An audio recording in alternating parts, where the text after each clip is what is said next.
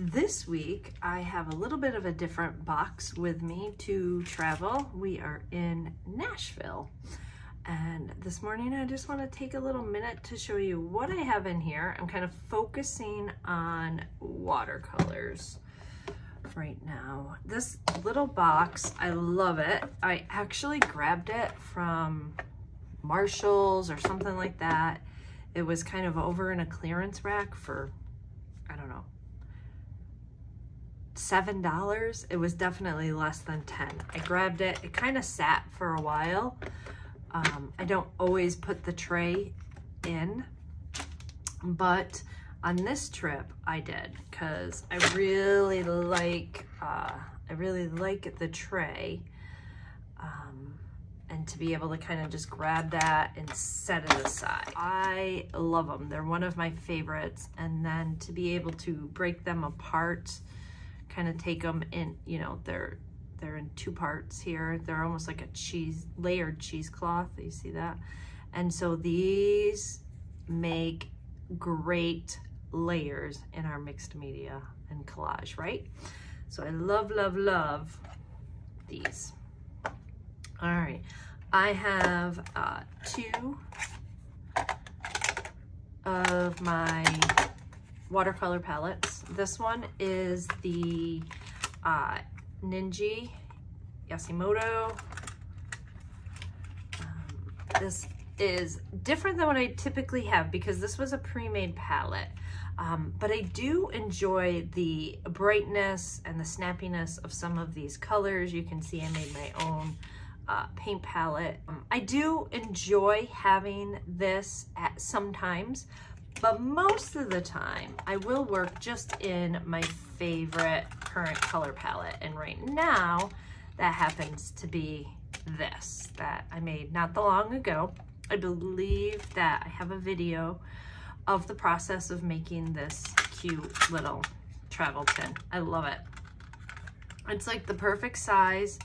I can take my little card out of here.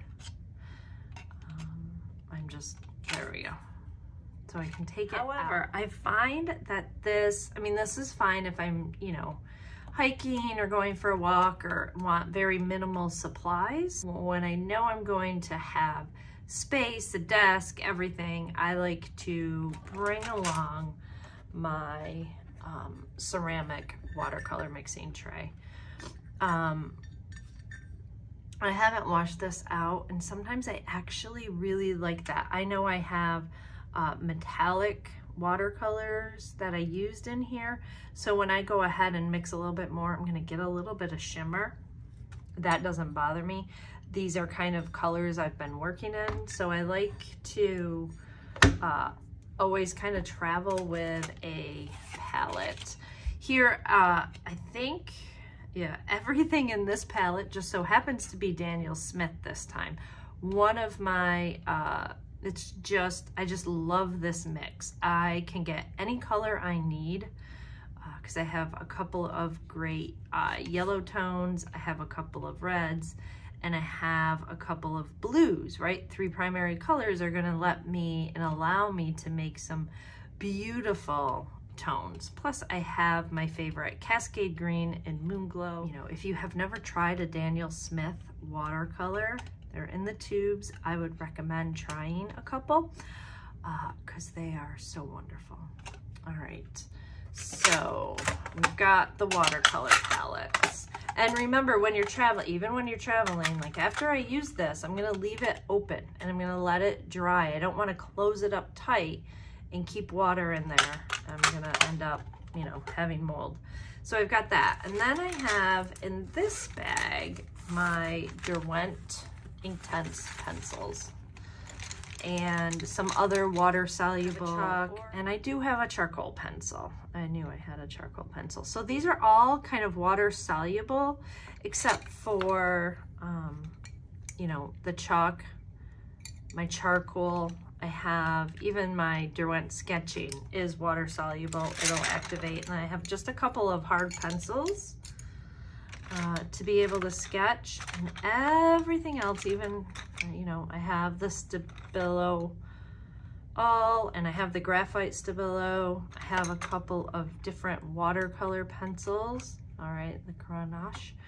And then I have my favorite Inktense and a lot of my favorite colors. I think they're just all kind of in this one bag for convenience sake right now.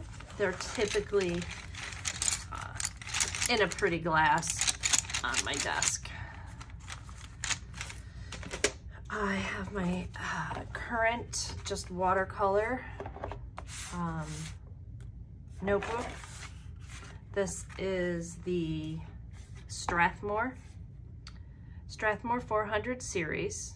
Okay, so it's thick, it's pretty, it's hot, cold pressed paper, so you get some time to work on it. It's a nice 140-pound watercolor paper, and so I have that journal that I want to continue on with palettes and some fruit.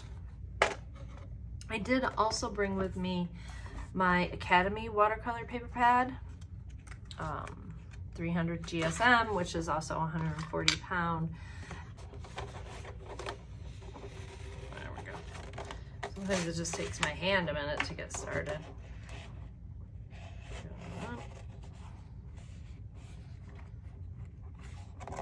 This top's always the hardest. These are great to tape the edges, which is something I noticed I was missing, was my washi tape. So no taped edges this week. But I have now this perfectly wonderful 5x7, really 5x8, but down to 5x7 piece of paper. This is almost always in here, just in case I'm in the mood to make something that I want outside of my journal. All right, so there's that side of the box, or this inside.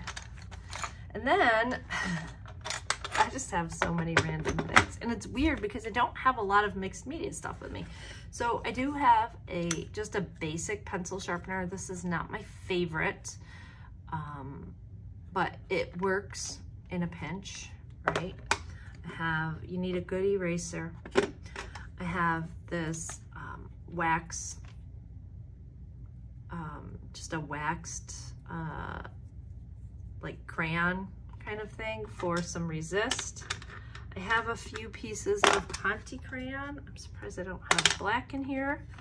So good old school Conte for some line making, a clip, just some random tools. I have my Neocolor 2s. Remember, Neocolor 1 is more like an oil pastel. Neocolor 2s, let's just get one out here. Neocolor 2s are water soluble, so they're gonna activate as soon as you hit it with water. So you're just kind of adding another layer to your watercolors with these. I have pens, and more pens. All right, I don't leave home without my favorite gold. It's probably right here is the thinner. The basic, cheap Craft Smart. I'm telling you, the oil-based gold is like having gold leaf to put down. This is a calligraphy pen. I don't have any inks with me, but I do like to have this around, even just to dip in. My crayons are always great. I like this Zig pen. Here's my white.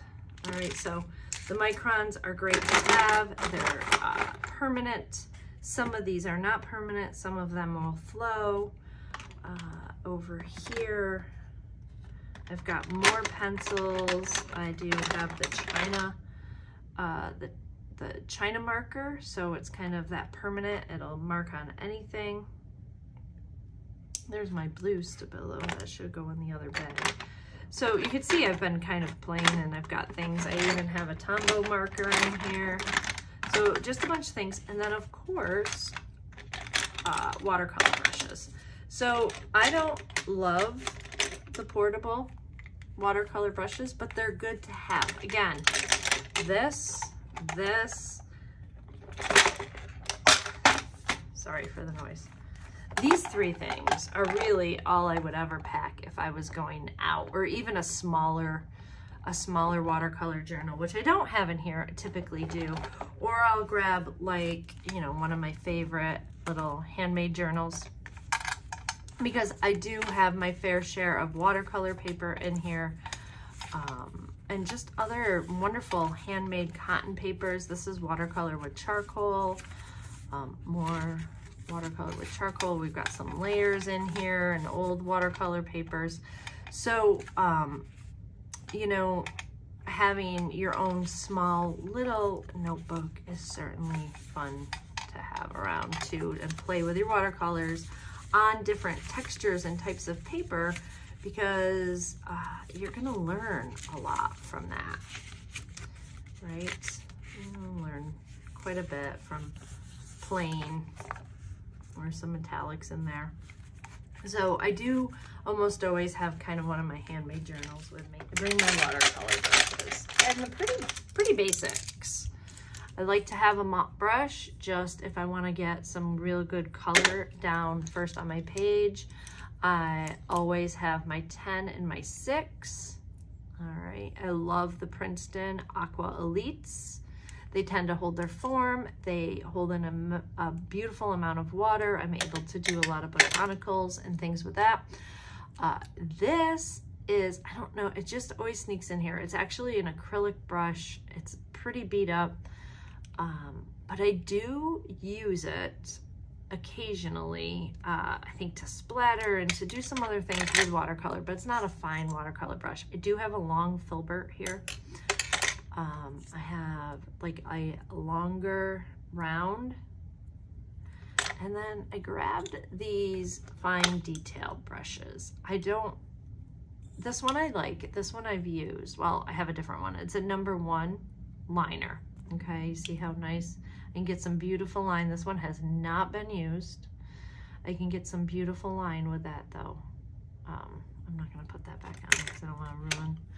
And then I have these. This one I've used quite a bit. These I haven't, but I had them, and I figured maybe I'd try. I don't know how much detail work I'm gonna get into this weekend. But this is my current kind of travel container. And then I just brought along some paper.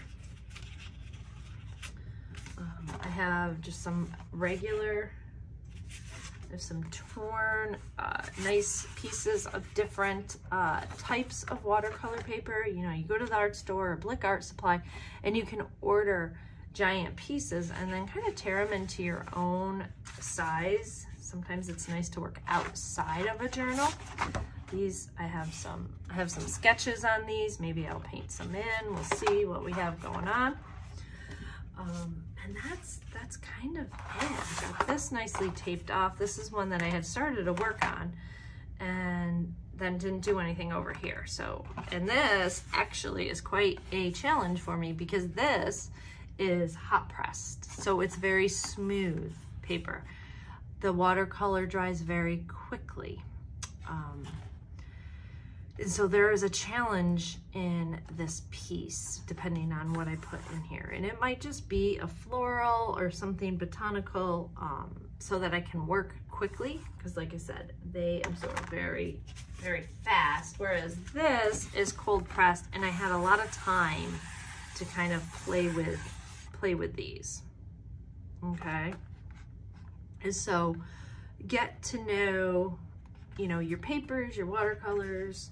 But that's kind of my travel box. Like I said, I like to kind of just grab different things, and a lot of times working in with restricted supplies helps, especially me, focus on whatever it is that I may want to work on, or work on a skill, hone in on something, and not get easily distracted. You know, I love my mixed media. I love to collage. I like to bring in all the different paints and inks and papers and bits from my bits box.